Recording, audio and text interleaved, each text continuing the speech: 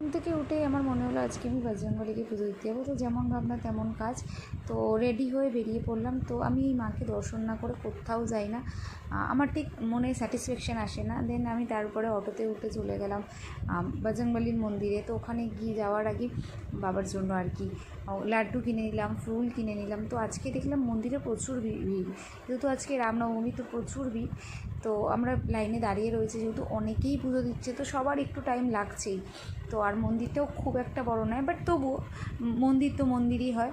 তো পুজো দিতে আমরা দাঁড়িয়ে রয়েছি, দেখো তারপর আমাদের টাইম এসেই গেছে, আমরা পুজো দিচ্ছি।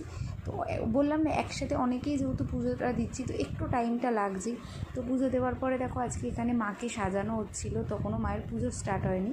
তারপরে আমি একটু বাবার মাথায় জল ঢেলে নিলাম, তো কয়েকটা ছবিও তুললাম।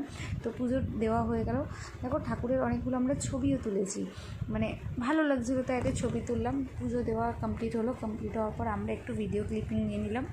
তো তারপরে একটু খিদে পাচ্ছিলো, তো চলো আমরা একটু ভেজ কিছু খেয়ে নিই।